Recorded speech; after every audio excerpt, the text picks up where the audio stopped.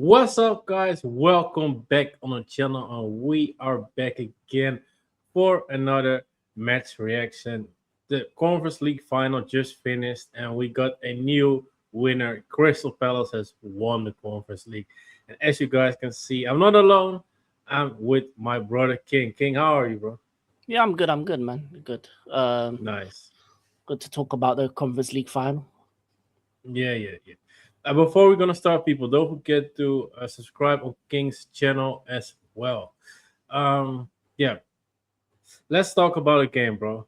In my opinion, it was a bad final, man. What do you think? Yeah, no, it wasn't that great of a game, to be honest. When I was doing the watch along, we were talking about other stuff, NBA, other things. Same, Yeah, man, same. the game wasn't that great. I was disappointed in Rayo. I don't think they turned up. I don't think they showed up at all, really. Yeah, Palace was the only team to kind of create chances. I think after they scored that first goal, off the deflection, bad goalkeeping with Mateta, they had a couple of chances after that. The free kick from Pino, a couple other true. chances to maybe even make it 2-0, and I thought that maybe that would kind of they'd regret it, but yeah, Rayo just never showed up, man. It was always going to be Palace's day, and what a great send off for Glasner last game as Crystal Facts, man. Palace manager, and he wins a European trophy for them. And yeah, man, it's much deserved because they seem to be the only team to kind of create chances in order to score. Yeah, man, I agree with you. I think the first half we didn't really see anything. Second half, from the moment like what you said, when Palace scored a goal, bro, they created so many chances. It's free kick. Oh my days, we're so lucky that Palace didn't score. Yeah, I had a feeling after that goal, Rayo were not gonna score. They tried it, but you could see they just lacked the quality to beat Palace, man. And before last season, when Chelsea won versus Betis, I think the record of Spanish teams versus a English team in finals, European finals, were not looking good for the English teams. But after you guys won versus Betis and now again, it's looking like the turnaround and the English clubs are gonna dominate. How do you see that? Yeah, I mean, Aston Villa won Europa League. Palace have now won Conference League. Arsenal possibly could win the Champions League as well. English teams are becoming dominant in these European competitions in recent years, especially the smaller ones. They're getting to finals. Last year, Europa League was two English teams as well, Man United, Tottenham. So, yeah, I feel like because England has all the money and a lot of them, the big spending power that they have now, I think they're becoming more dominant in the smaller competitions. Because when you see a team like a Palace or Villa go to the Conference Europa League, they're good enough to be. They're probably the best team in that competition, and you see it the way Yeah, that Palace have dismantled teams on the way to the final, and it will always look like today, for example, that there was only going to be one winner in the Europa League final. It was the same case. So facts. yeah, man, English teams are starting to grow in confidence and become better. On the higher end, you get your Bayerns, your PSGs, your Madrid's, Barca's, but the lower True, middle end, you're not seeing any competition to the English clubs. true. What do you think though about the Conference League as a whole? Do you like the competition, or do you still are like, nah, I don't really rate it? I like it for smaller clubs. I like it for the likes of like a Palace and stuff like, and some of the clubs that have Yeah, won it. Like when we were there, I don't think we're too big of a club to be in it. I don't think big yeah, clubs I should be in agree. it. But for the smaller teams, for teams that aren't gonna get to the Champions League, I think it's a great competition for them. As well for the fans, there's some great places that you can go to in that competition, especially next year. The beautiful places that you can go to in Greece, Oh, tell Cyprus. me about it, bro. Yeah, man. So like, I feel like if you make it in this competition and you're a fan like Palace, the fact that you can go out into Europe, which is most likely not going to happen if there was only Champions League. So for the smaller clubs, for the medium clubs, I think it's really good to have a third competition. And yeah, I just think there needs to. I think the only thing that the problem is that the English clubs are dominant at the moment is because of the money thing. But outside of that, I think it's really good. I like it. I Yeah, like yeah, that they all have the same style league phases. You see a lot of different teams. And when Chelsea was in it, the teams that we got to meet, Noah, stuff like that, like teams like atmospheres I haven't ever seen before, teams I haven't seen before, and true. it was an eye opener to see what is around Europe. You know, the leagues that you don't Yeah, hear yeah, about and the teams you don't hear about. So yeah, I think it's good. I think it's good. But yeah, as I said, the biggest team shouldn't be in this competition. yeah. I agree. I agree. Um, do you think it would be a good idea? For example, when you had um,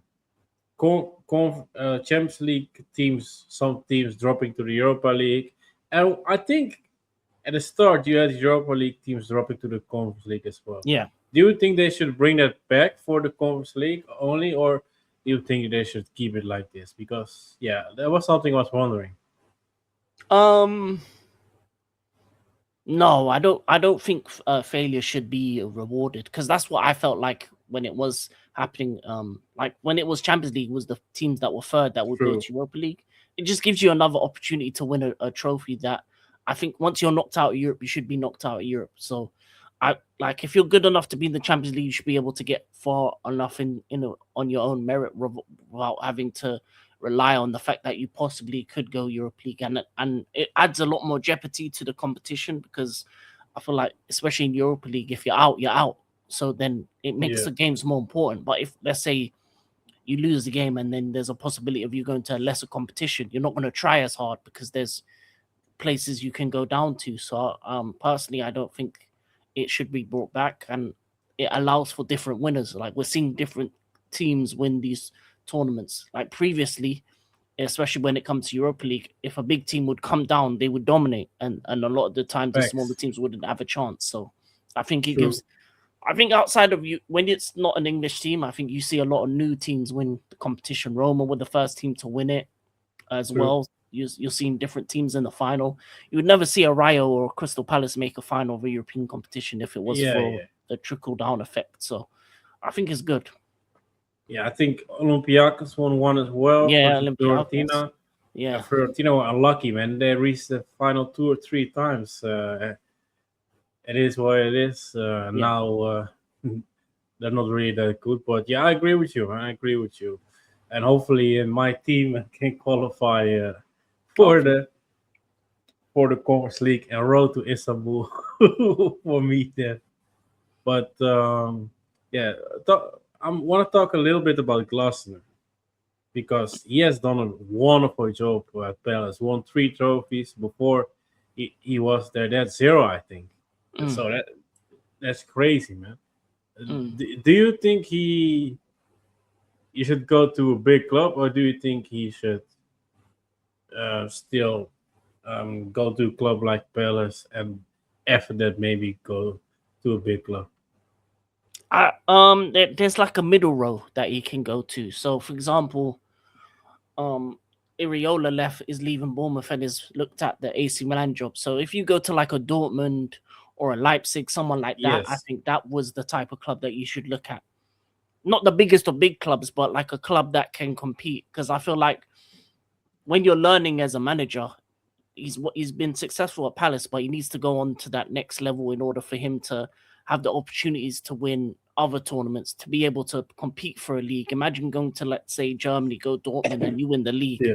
That will get you the opportunity then to go to a club like a Bayern, like a Madrid, like a Man City. So I think it's time for him to make that next step into the medium level clubs and see what's available out there for him, because I think there's a lot of clubs that do need a manager. So I think if he waits around for the right club, I think he can make a difference for them. What he's done at Palace has been great. He's won them a European trophy. He's won them the FA Cup as well. So he does deserve to go to a slightly bigger team with a bigger budget, because Palace, for example, he's done it with losing their best centre back. Mateta's looking like he's going to go as well. They lost Elise, so he's at a club that's a selling club. He needs to be at a club that's a that is doing that less so, and that is a buying club. And I think he deserves to be at a place that has a bit more ambition to meet his demands. And I think if a job becomes available, I think teams should definitely look at him as an option. Yeah. What do you think about Palace for next season? Do you think they will still be decent, or do you think they will struggle? Of course, we need to know who's going to be the manager. Yeah, it depends who their manager is, because obviously they're gonna have to buy a lot of players. If they lose Mateta, that's gonna be someone that they're gonna have to replace. They're gonna be in Yeah. Europa League next year, so they're gonna be playing that Thursday to Sunday, which is they struggled Oh this year. yeah, They finished 14th in the league, true, 14th, 15th in the league, and they were only true. in the conference. So they're gonna be in a bigger competition. If they don't make the right manager, get the right manager and players, they could get relegated next year, but very easily if Ooh, they because of how bad they've been in the league as well. So yeah, they need to make the right options available and look true. to kind of the relegated sides, bring a couple of their players, bring a proper manager in, and see what happens. Yeah. Other than Mateta, who of the squad of Palace is ready for the next step in your opinion?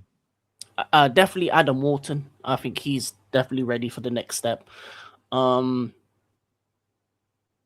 Lacroix, the centre back, he's definitely ready for a big move. A lot of clubs are looking at him, so I would Yeah, say them he's good. three. Yeah, Lacroix, All right. Mateta, and Warren for me. Those three, Nice, nice. And Munoz. If anyone needs a right back, Munoz as well. Yeah, yeah, yeah. I agree, man. I agree. Yeah. All right, guys. That was it. Before I'm gonna end the video, can you tell the viewers what they can expect on your channel in the next days or weeks? For now, just the Champions League final on Saturday. Planning a couple other shows as well in between, and then I do the shows with the Fellowship of the Realists on that channel. So tomorrow will be the From the Stands pod on Rasta Stocks and Fellowship of the Realists channel, and then on Sunday will be a weekend roundup to round up basically all of football, Champions League, obviously, and then Yeah. looking forward to the World Cup and doing all that stuff as well. Trying to do every game in the World Cup as well. Nice, nice. All right, guys. Don't forget to subscribe on King's channel as well. Yeah, and I will be back again as well on Saturday for the Champions League final. Now, I think it's the right time to take 2 days off, just rest a little bit before World Cup starts as well. So hopefully, see you guys back again on Saturday. But yeah, thanks for watching. Ciao.